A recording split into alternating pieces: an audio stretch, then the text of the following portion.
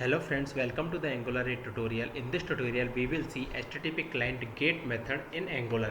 In the previous tutorial, we have seen what is HTTP client and this HTTP client in which version this was introduced. So basically the responsibility of HTTP client is used to handle the HTTP request and response, and this HTTP client was introduced in Angular 4.3 version. Before that we were using only HTTP. So basically to use the HTTP client module, we have to import this HTTP client module from the Angular common HTTP library. So if we want to work with HTTP client module, so before importing this HTTP client module, we have to import the browser module. So that is the requirement, otherwise it doesn't work. So all these things we have explained or learned in the previous tutorial. If you didn't watch the previous tutorial, I recommended you please go to the part 36 of this tutorial series and see what is HTTP client. So in this tutorial we are going to see one of the type of method of HTTP client, that is GET. So GET is a method of HTTP client which is used to communicate with the server, or we can say with the HTTP URL. Like in the part 34 we have seen the HTTP client HTTP with web API, like how we use web API in Angular 8 with the observable. In that we have taken the example of the GET, like how we can get the data from the web API. So basically the GET method is used to communicate within the service, or what we can say with the HTTP URL. So to perform a GET request, we need to simply call the GET function, like using the GET or our HTTP client, and need to pass the URL to this GET method, like which URL you want to communicate, and this will return an observable which need to be subscribed to receive the data or respond the server side. Like when we communicate with the URL, then we have to send the request and the response comes from the URL, then that response is handled by the subscribe. All these things we have seen in the part 34 of this tutorial series, and we have to import HTTP client module. Then in service we have to inject this HTTP client to consume GET method. All these things we'll see in a bit with an example. So basically the use of this HTTP client GET is used to the communicate within the service to get the response from the URL. So as per this Angular information, what is the HTTP GET? Like use the HTTP client GET method to fetch data from a server. The asynchronous method send an HTTP request and return an observable response. Like in a bit before I explained, like when we send an request to a URL, it's return always the observable response that emits the request data when the response is received. The return type varies based on the observe and response type value that you pass to the call. So basically the GET method take two arguments. First is the URL and another is the option. So basically this option contains many things like headers. We can pass the headers, and the observe, like we can pass the body, like what kind of response we want, that is the observe, and the param, like if we want to pass the parameter means like we want to pass like I want to fetch the data of a particular employee ID or student ID, then that kind of parameter we can pass it. Like in the previous tutorial what we have seen, we were fetching a student detail based on that ID. So that is the one of example of this GET. So the observe option specify how much of response to return, so that is basically depend on the observe, and the response type option specify the format in which the data is returned. So that we have seen in the previous tutorial. So I recommended you, before proceeding that with this tutorial, I recommended you please go to the part 33 and the part 36 as well to understand more with the HTTP client, so you will understand it better of this tutorial. So basically like headers, observer and param we are passing. Then what is this thing?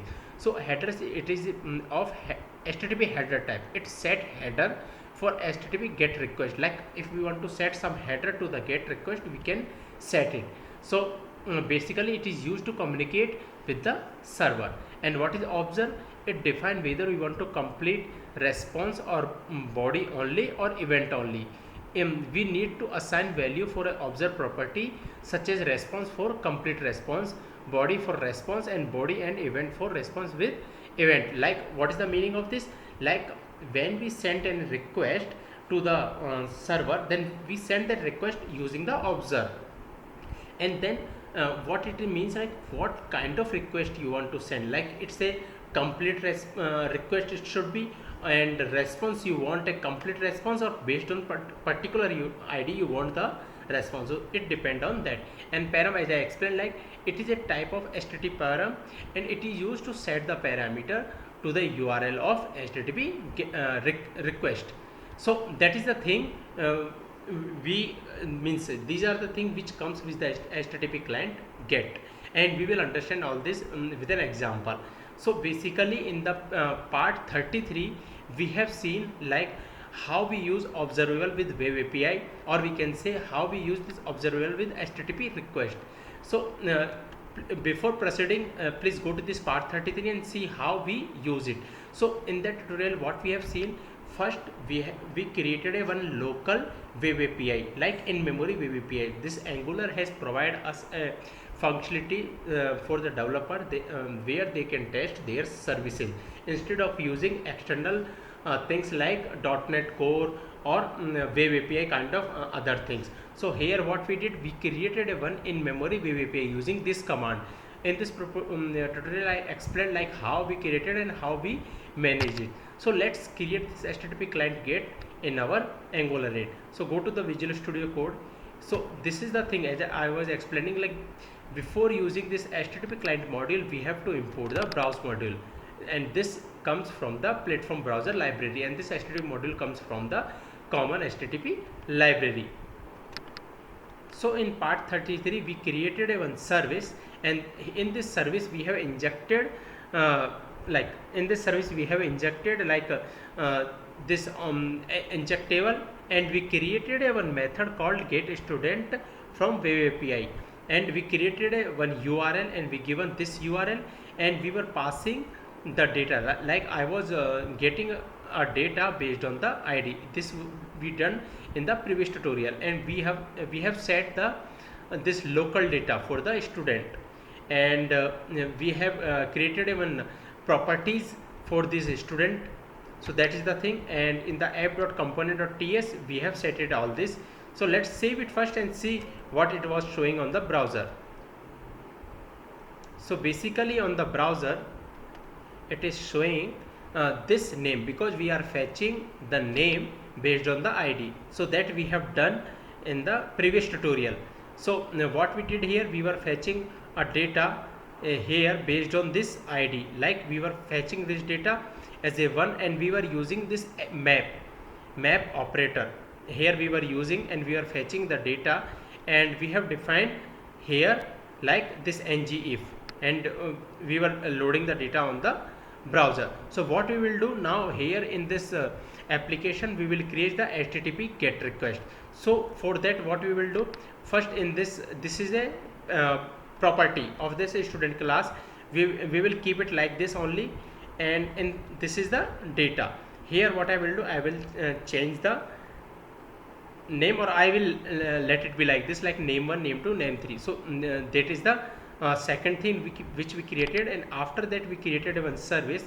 Now as of now what we are doing, we are taking a data based on the ID. So what I will do, I want full data, so I will remove it.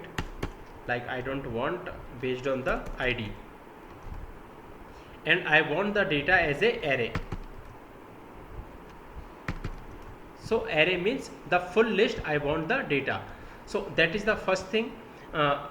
And next here it is giving error because we are passing the data. And now here what we have to do, we have to give the like first we have to remove it, and then we will remove it this here as well. And here like this student, here what we have to take, we have to take here like student interface. This we want as a full data. So that is the first thing. Now what we have to do, we have to make a loop here to make or to show the full data on the browser. So what I will do, I'll get rid of all this code, and what I will do, I will take a one table, because through table we want to show the data, and here I will take one border, this will be 1, and here I will take t head, and inside this t head what I will take, I will take th, and inside this th I will take t id, then name, then gender,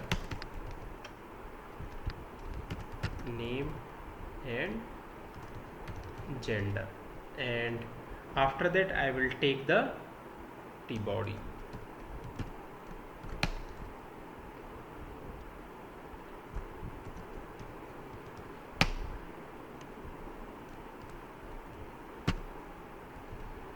And inside this what I will do, first I will make the loop, and for making the loop ng4 equal to let item of, and we are going to make the loop over the this .NET student,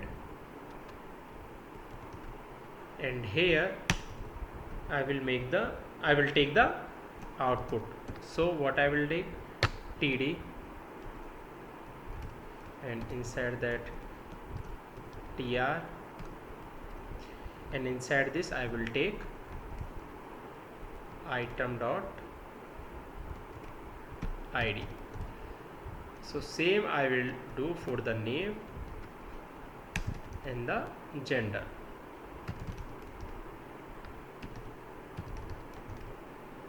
So let's save it and see on the browser.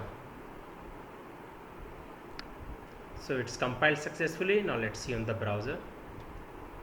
So we can see on the browser like it is showing ID, name and gender as a column, and the data it is showing in this manner.